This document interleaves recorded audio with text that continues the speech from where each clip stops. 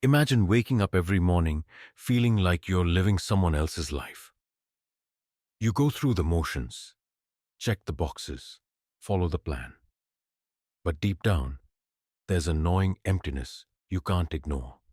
Not because you failed, but because you've never been allowed to choose. From the moment you were born, the world began writing your story.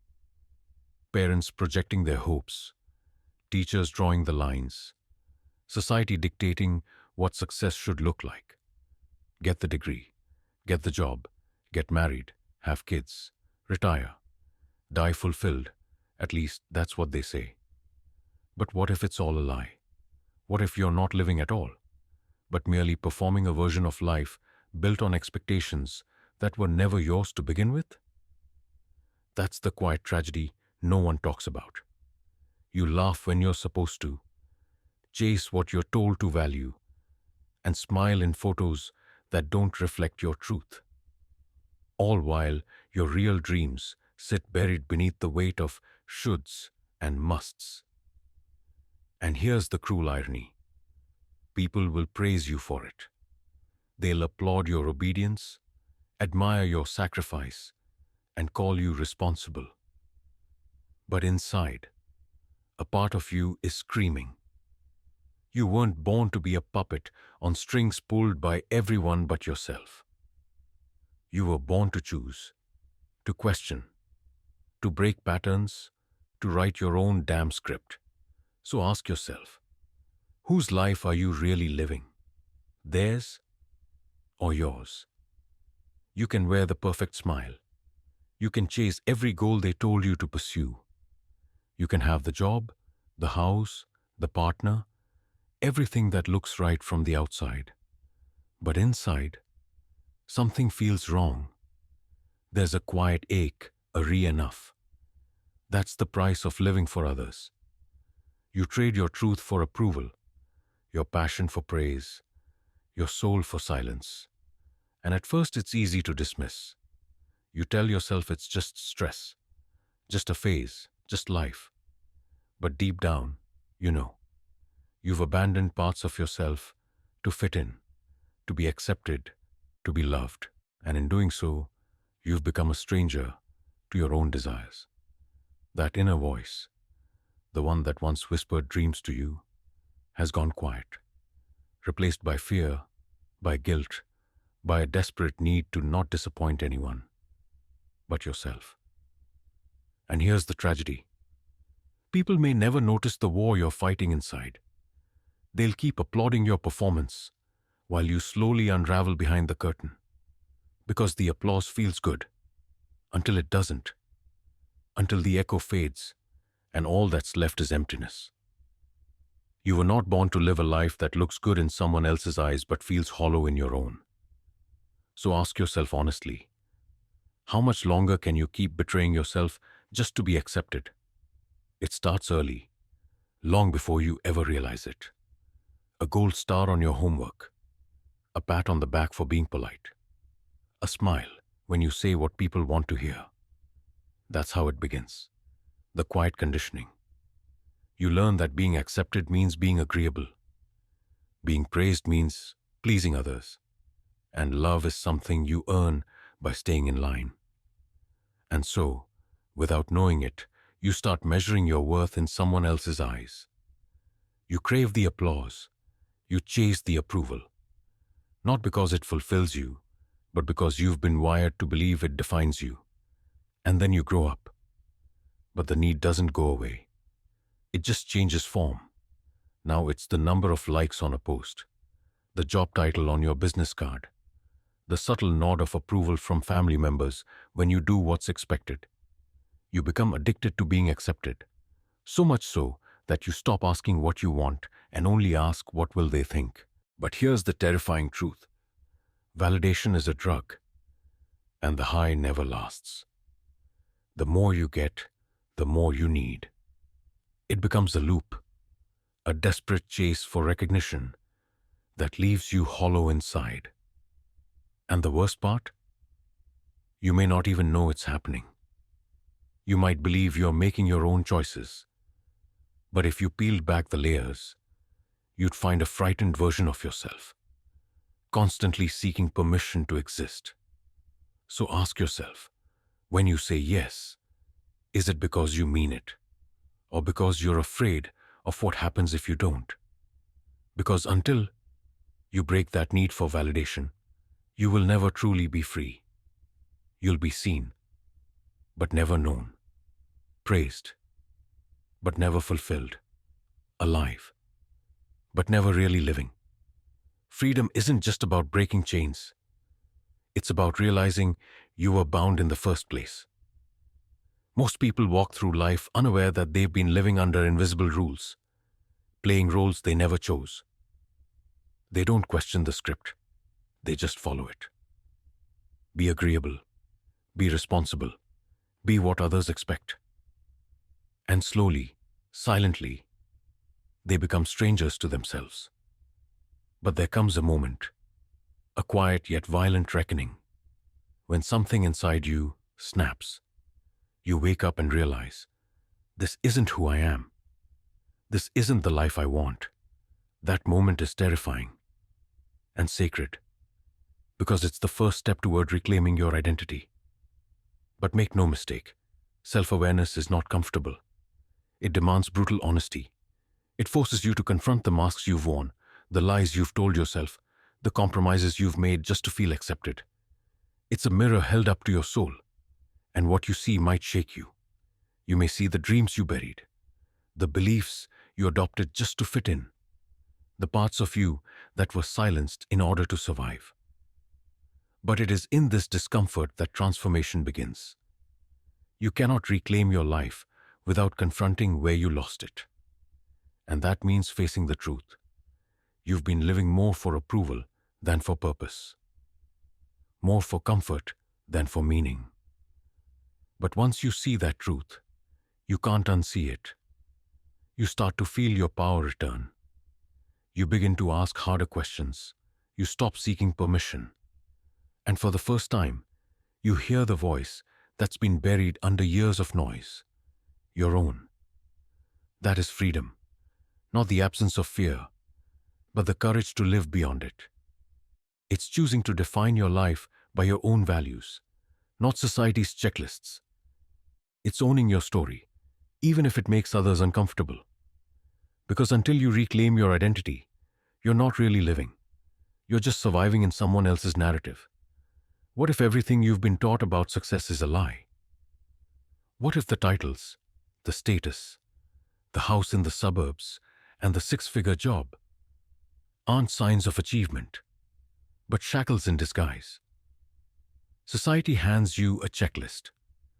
Go to school, get a degree, climb the corporate ladder, marry, have kids, retire quietly. And if you check every box, they'll call you successful. But what if none of it fills you? What if, deep down, you're suffocating under a life that looks perfect, but feels hollow? That's the silent crisis no one talks about. People with polished resumes and picture-perfect lives, lying awake at night wondering why they still feel empty. Because success, real success, isn't about how your life looks. It's about how it feels. It's not about applause or approval. It's about alignment, about waking up every day, knowing you're living by your own values, not someone else's checklist. But here's the truth no one dares to say. Defining success on your own terms is radical. It means saying no to the life everyone else celebrates, and yes, to the life your soul craves. It might mean choosing peace over prestige, creativity over certainty, simplicity over status. And people won't always understand. They'll call you reckless, unrealistic, even selfish. But what they don't see is this. You're not running away from life. You're running toward your own. So ask yourself, what does success look like when no one else is watching? That answer may be the most honest, most terrifying, and most liberating truth you'll ever face. There's a moment, quiet, agonizing, when you realize that choosing yourself means letting someone else down. And it hurts, because no matter how strong you pretend to be, the fear of disappointing others runs deep. We've been raised to believe that being liked is safety, that saying yes is kindness, that approval equals worth.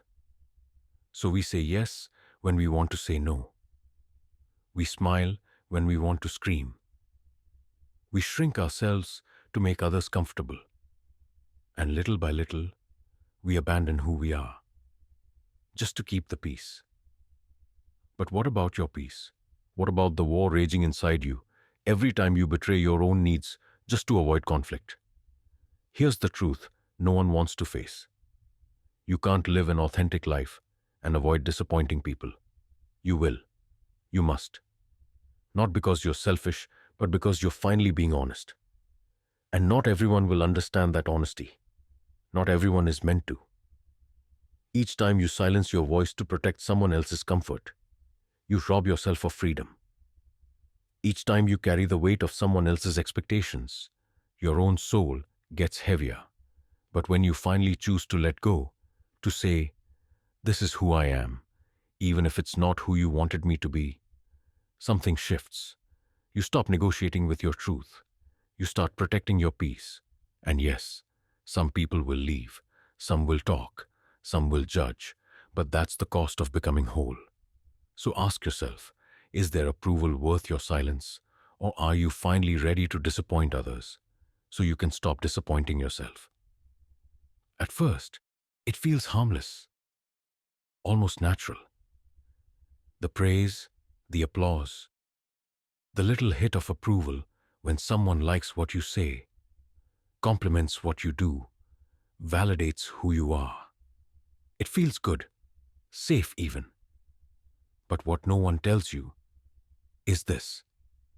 External validation is a drug, and once it takes hold, it owns you. You start chasing it, slowly, silently, without even realizing it. Your decisions become less about desire and more about perception. You ask, will this make them proud? Before you ask, will this make me happy? And that's when the trap closes. You start living for applause instead of alignment. You shape your personality around what people expect. You filter your truth through a lens of acceptability. And each time you do, you lose a piece of yourself. What's worse, you begin to believe that your worth depends on how well you perform, that you are only lovable when you are impressive, that you matter only when you are approved. But here's the brutal truth. Validation never lasts. The applause always fades. The compliments grow quiet. And when they do, you're left staring at the echo, wondering who you are without it. That's the hollow space so many people live in. Successful, admired, even envied, but utterly disconnected from themselves. The real danger isn't that you're being judged. The real danger is that you've outsourced your self-worth to people who don't even know your heart.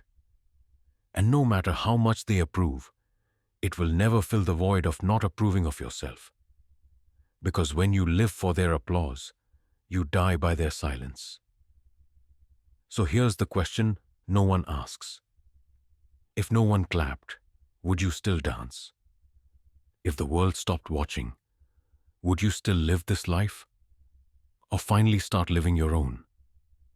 You're waiting, quietly, painfully, waiting for someone to say it's okay, to tell you it's finally your turn, to hand you the permission slip that says, now you can live your life on your terms. But here's the raw, unfiltered truth. No one is coming. No one is going to show up one day and set you free. Not your parents, not your partner, not your boss, your friends, or the world.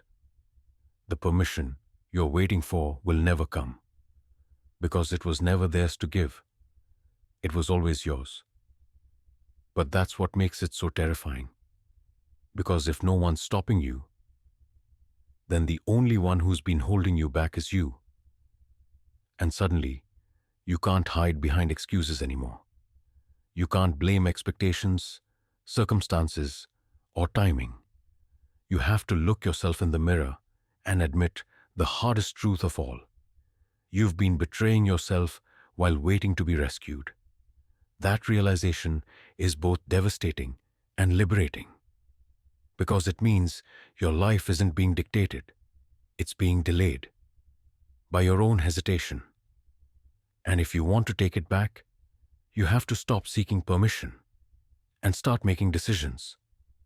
Bold ones, honest ones, uncomfortable ones. Yes, people might not understand. Yes, it might feel lonely at first, but nothing is lonelier than living a life that doesn't belong to you. The world doesn't reward those who wait. It rewards those who claim. So stop waiting for the green light. You are the light. Stop looking for a sign. You are the sign. The moment you choose yourself, without guilt, without apology, is the moment everything begins to change. Because the most powerful transformation doesn't happen when others approve of you. It happens the day you finally approve of yourself. There's a reason most people never fully live. It's because they're too afraid to tell themselves the truth. Radical self-honesty is brutal. It's raw. It's not poetic or pretty. It's a reckoning. It's standing in front of the mirror, not to admire yourself, but to confront the parts of you you've tried so hard to hide. It's asking, where am I pretending? Where am I performing? Where have I abandoned myself just to be accepted? And it's in those answers, those uncomfortable, heart-wrenching admissions, that freedom begins.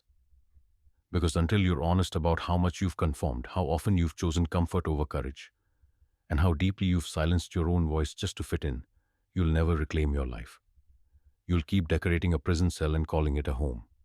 You'll keep chasing dreams that aren't yours and wondering why they leave you empty.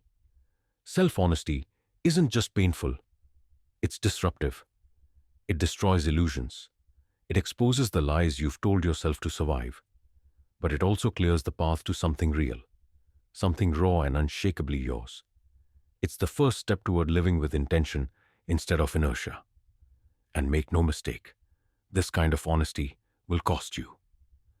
It will cost you comfort, familiarity, maybe even relationships. But what you gain in return is everything: clarity, authenticity, freedom. Because once you know your truth, you can no longer live a lie. And that's where your real life finally begins. In a world that constantly tells you who to be, the greatest act of courage is choosing to be yourself. We are raised to chase approval, follow the script, and play it safe. But real fulfillment begins the moment you stop living for others and start living for you. The truth is, no one will hand you permission to follow your dreams. No one will validate your worth the way you need to. That responsibility and that power belongs to you. Living authentically isn't about rebellion. It's about reclaiming your life. It's about having the courage to say, this is who I am, even if it disappoints others. You'll lose some people. You'll face judgment. But what you'll gain is far more valuable: inner peace, purpose, and the freedom to create a life that feels true, not just looks good. So stop chasing applause. Stop seeking validation. Start asking yourself what you truly want, and have the courage to follow it, even if no one claps.